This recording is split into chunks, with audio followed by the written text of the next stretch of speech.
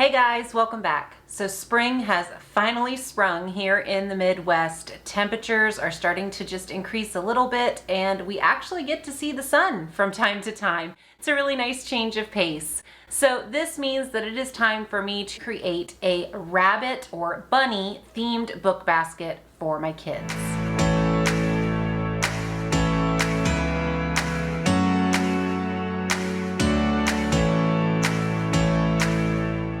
For those of you that are new around here, my name is Sarah and I am the homeschool mom to 5 kids.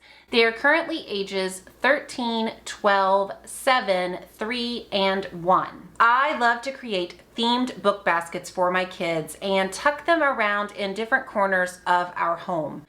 Now, since I have such a large age range of kids, I like to select titles that, will fit everybody. I like to include board books for my younger kids, my 1-year-old and my 3-year-old. I like to do picture books for my elementary school kids. And then I even like to include some nonfiction or even a chapter book series for my older children, for my middle schoolers. And so you will see all of that reflected in the book basket today. All right, so before we jump in and preview all of the titles, I just wanted to mention here that I will make sure to link as many of these books as I can down below in the description box in the show notes. So those will be there for you, but let's not waste any more time. Let's look at all of our books for rabbits and bunnies. First up, I'm going to start with a board book that I've included for my 1-year-old daughter, Ava. This is called I Love My Bunny by Carolyn Jane Church. Now, if you have watched any of my other board book themed videos, you know that we love Carolyn Jane Church. We love her board books, and I especially love them for my babies and for my toddlers.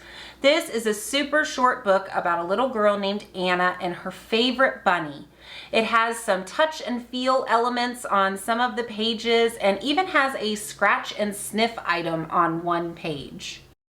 Ava's absolute favorite part of this book is the last page where she is able to take the little attached blanket and tuck Anna and Bunny into the chair for a nap. All right, so speaking of board books, I have a few others to share, and in my normal Sarah style, it's not actually going to be one individual board book, but an entire series of stories from one particular author. You guys know her, you love her, Beatrix Potter. I absolutely love Beatrix Potter and all of her stories, all of her illustrations, all of her books. We own it in a variety of different forms here. As you can see, a few years ago, I bought this entire Beatrix Potter, The Complete Tales, the original authorized edition. This has everything she ever wrote in one nice big, volume. It's a little bit hefty, it's a little bit heavy, but this is one of my favorite things to pull out and read with Mariah, especially in the springtime.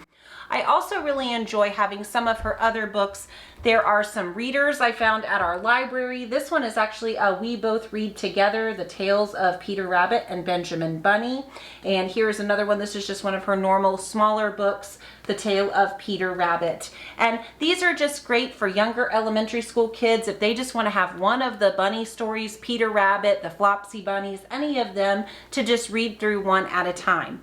I also found these board books. This one is the story of the Flopsy Bunnies, and this one is the classic tale of Benjamin Bunny.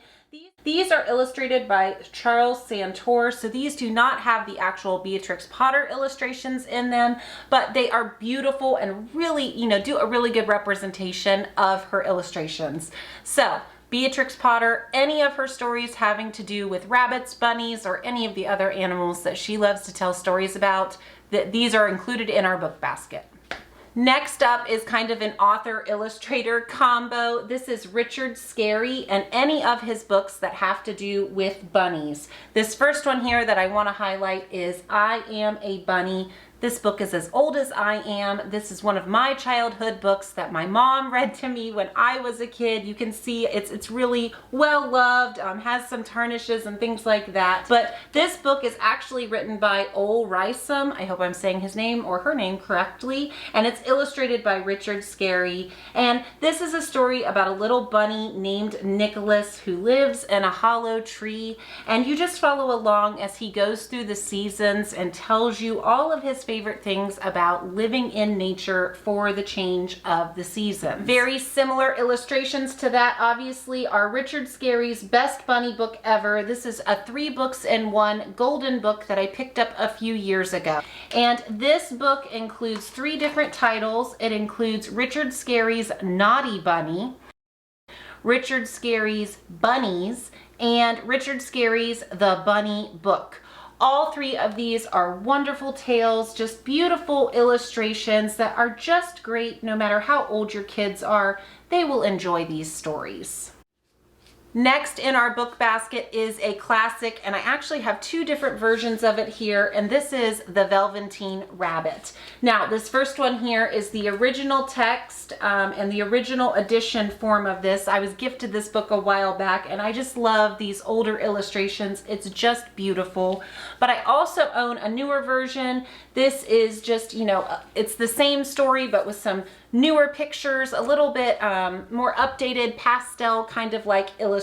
If you are familiar with this story, you know that it is a tearjerker. It's a little bit longer of a read, and so I would definitely recommend this for upper elementary school kids, even your middle school kids. But as you probably already know, The Velveteen Rabbit is just a book about a stuffed animal's journey to wanting to become real. This wonderful story just shows the great love between a child and its toy. And of course, by the end of the story, the little rabbit learns that when a child loves you, then you become real.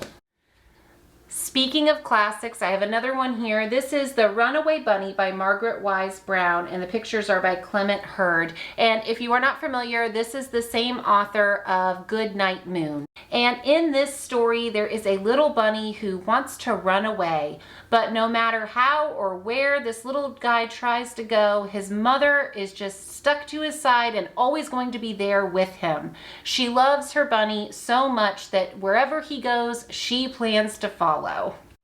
As you can see, the illustrations are very well connected to Goodnight Moon, so if you enjoyed that book, you will definitely enjoy this one. Another one that I'm sure you are familiar with is Guess How Much I Love You. This is a favorite in our home, and I could not create a rabbit or a bunny book basket without including it. This is the story of Big Nut Brown Hare as he is telling his child, Little Nut Brown Hare, how much he loves him. And very soon, Little Nut Brown Hare realizes that this love is in no way able to be measured. You often hear it quoted, I love you to the moon and back. Well, that is from this book. This is a wonderful story about rabbits, about hares, but it is a great story about a parent's love for their child. This next book was actually a new discovery for us this year. This is Bunny's First Spring, and I shouldn't have been surprised. I love so many of Sally Lloyd-Jones's writings and her books, so I instantly fell in love with this title as well. This tells the story of a bunny rabbit born in the springtime who has a view of the world around as beautiful and green and new. But as the seasons start to change, the little bunny starts to worry that something is wrong with the earth and that it might be dying. The little rabbit is reassured that there is hope and promise of new life, even in a world that looks bare and bleak. Obviously, this book has a great connection to the Easter story, to the resurrection story, and it is a wonderful conversation starter with younger children. This next book is really simple, really fun, great for toddlers. It is Little White Rabbit. It has a very short text with big illustration, and it tells of a little white rabbit who goes out on a little adventure. This rabbit is wondering at the world around him. As he explores, he wonders about what it would be like to be tall, what it would be like to be a rock, what it would be like to be a butterfly. At the end of the book, the bunny is reassured that he can wonder about so many things in the world around him, but he never has to wonder who loves him. Next up in our basket is It's Not Easy Being a Bunny. And I absolutely love these I can read it all by myself beginner books. A lot of times they'll have a picture of the Cat in the Hat up in the corner. These are great if you have a new reader in the house that is trying to build some confidence reading independently. You know, those early elementary school ages. Any of these beginner books are wonderful for that age range. In this story, PJ Funny Bunny is sad and tired of being a bunny rabbit, and so he goes out in search of a different home where he might fit in. He soon sees that the grass is not necessarily greener on the other side and ends up right back where he belongs, home with his large bunny family. Next up, this is Spring Hare, and this was just a gem that I found on our local library shelves just last week, and I was delighted when I picked up this book and found that it was a wordless book. And if this is not something you have ever tried with your kids, I cannot recommend wordless books enough. My baby and toddler just love to flip through the pages and quietly ponder and imagine and just look at all of the illustrations. My 7-year-old who's in elementary school, she likes to look through wordless books and make up her own story or details as she reads the book to her other siblings. This is especially fun because for her, every time she looks through the book, her story tends to grow in more detail and in more emotion every time she reads it. I also love to use wordless books with my older kids, with my middle schoolers, my teenagers. This is a really fun activity to use for them, to hand them a wordless book and ask them to do a writing project with it. Ask them to pretend to be the author of this book and to write a story to go along with the illustrations. So, since this book basket was all about bunnies and rabbits, this was a really easy subject to just go ahead and nab some nonfiction books to go along with it. And so first up here, I just picked up a National Geographic Kids pre-reader book. This is called Hop Bunny. Here is another one kind of similar, Backyard Animals, Rabbits. This is a tadpole book, and these again just have some really great facts and basic information about rabbits for your younger ones or your early readers. I also found on our library shelves just a couple of books. This is called Rabbits and Hares, and this next one is Rabbit or Hare. Do you know the difference between a rabbit and a hare? I didn't, and so these books are great just for a little bit extra study about rabbits and hares for my older kids.